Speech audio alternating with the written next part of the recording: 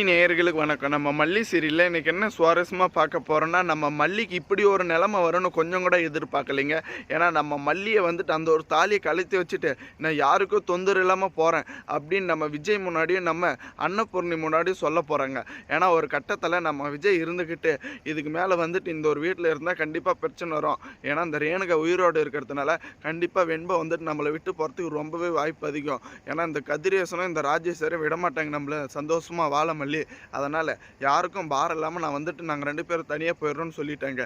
ஒரு கட்டத்தில் நம்ம அன்னபூர்ணி மட்டும்தாங்க கண்டிப்பாக நம்ம மல்லி வந்துட்டு விஜய் கூட சேர்த்து வைக்க முடியும். அப்படின்றவங்க மறக்காமல் இந்த வீடியோக்கு லைக் பண்ணுங்கள். ஏன்னா ஒரு கட்டத்தில் நம்ம மல்லியோட நிலைமை நினச்சா ரொம்பவே மோசமாக இருக்குங்க. ஏன்னா இப்போ வரைக்கும் வந்துட்டு நம்ம விஜய் கொண்டுனா துடிச்சு போகிறதே நம்ம மல்லி மட்டும்தான். ஆனால் நம்ம ரேணுகா கூட வந்துட்டு வாழ்கிறதுக்கான தகுதியே நம்ம விஜய்க்கு கிடையாதுங்க. ஏன்னா ஒரு கட்டத்தில் நம்ம வெண்பாவோட சந்தோஷமும் எல்லாருக்கும் முக்கியம்னு நம்ம நினச்சிட்டு இருந்தோம். நம்ம வெண்பாவுக்கு இந்த ரேணுகாவை கண்டாவா சுத்தமாக பிடிக்கலைங்க. ஏன்னா மனநிலை பாதிக்கப்பட்டிருக்கு அப்படின்றது உண்மை. அதனால் ஒரு சின்ன குழந்தையோட மோசமாக பல விஷயத்தை வந்துட்டு செஞ்சுட்டு இருக்காங்க. ஆனால் கூடிய சீக்கிரத்தில் நம்ம மனோகரனும் நம்ம அன்னபூர்ணியும் நம்ம மல்லிக்கு வந்துட்டு ஒரு வாழ்க்கையை அமைச்சு கொடுக்குன்னு நினைக்கிறவங்க மறக்காமல் உங்கள் கருத்துக்களை கமெண்ட் செக்ஷனில் கமெண்ட் பண்ணுங்கள். ஏன்னா நம்ம மல்லி மட்டும் ஏன்னா இப்படி ஒரு நிலைமைக்கு ஆளாகனான்னு கொஞ்சம் கூட புரியல. வரப்போகிற எபிசோடில் நம்ம விஜய் இருந்துக்கிட்டு சாப்பிட்ற நேரத்தில் நம்ம ரேணுகா சாப்பிட்டாலா அப்படின்னு கேட்டுட்டு இருப்பாங்க.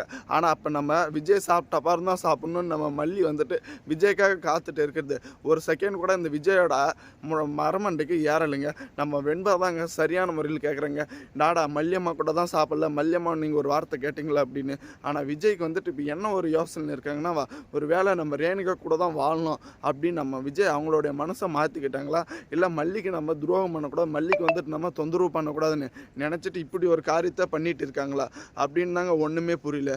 ஆனால் கூடிய சீக்கிரத்தில் இது ரேணுகாவா இல்லையா அப்படின்னு எல்லாருமே கண்டுபிடிக்கணுங்க. ஏன்னா நம்ம ரேணுகாவால் இப்படி ஒரு நிலைமைக்கு வந்துட்டு கண்டிப்பாக நம்ம மல்லியால் ஆளே ஆக முடியாது.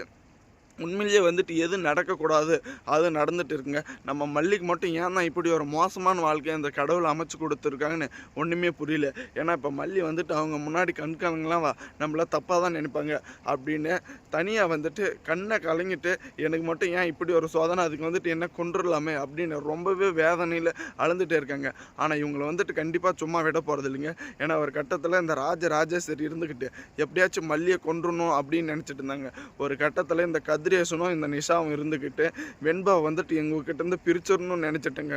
ஆனால் இப்படி ஒரு சிக்கலில் வந்துட்டு இந்த ரேணுகான்னு ஒரு சிக்கல் திரும்ப வந்துட்டு இவங்களை வந்துட்டு சோதிக்கும்னு கொஞ்சம் கூட எதிர்பார்க்கல. தேங்க்ஸ் ஃபார் வாட்சிங் மல்லி நேயர்களுக்கு. மறக்காமல் நம்ம சேனலுக்கு புதுசாக வந்தால் சப்ஸ்கிரைப் பண்ணிட்டு பெல் ஐகானில் தட்டிக்கோங்க. அப்போ தாங்க நம்ம போகிற வீடியோ நோட்டிஃபிகேஷன் வரும்.